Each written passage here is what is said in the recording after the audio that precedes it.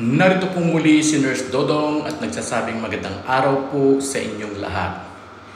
Tinalakay po natin ang ukol sa kulangot kamakailan lamang po.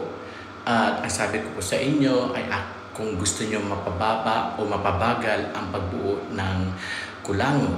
Halimbawa kung nakakainis na po sa isang butas lang palagi nagkakaroon ng kulangot. Perfect! Ito ang mga practical at medically sound tips para mapabagal o mabawasan ang pagbuo ng kulangot lalo sa isang butas lang madalas. Una po, panatilihin po nating basa ang loob ng ilong. Kasi kapag tuyo ang ilong, mas mabilis matuyo ang mucus, mas maraming kulangot. Kaya, pwede mong gawin, gumamit ng saline nasal spray. Available po ito sa butika, parang tubig na may kaunting asin. Pwede gamitin ito 2 hanggang 3 beses sa isang araw. Pwede rin pong steam inhalation. Huminga ng mainit-init na singaw ng tubig. Hindi po yung masyadong mainit ng ilang minuto. Uminom po tayo ng maraming tubig araw-araw. Pangalawa po, iwasan ang sobrang tuyo o malamig na hangin. Kung madalas kang nasa aircon, gumamit po ng humidifier o maglagay ng mangkok ng tubig malapit po sa aircon para po tumaas ang humidity.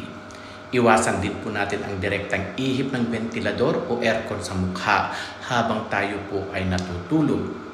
Panatilihin din po natin na malinis pero huwag po nating dudukot-dukutin. Kung nararamdaman mong may naipon, huwag daliri agad. Gumamit naman po tayo ng malinis na tissue o cotton swab na bahagyang basa.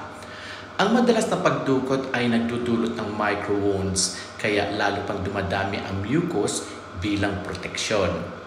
Pang-apat, i-manage ang allergy kung meron.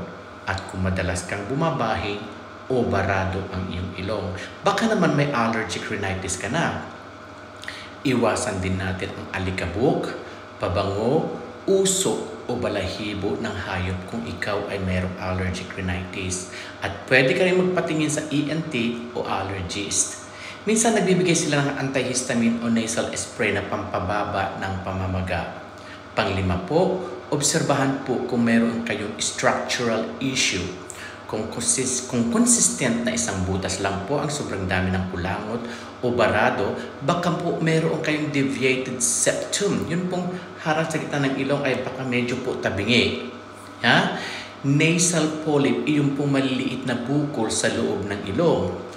Ito ay normal at madaling ayusin sa ENT kung kinakailangan. Gusto mo bang tulungan kitang gawin ang simpleng daily routine para maiwasan ang kulangot, build up, parang ilong care routine? Atin po yung tatalakayin sa susunod na araw. Mas maganda po kung tayo po ay may kaalaman.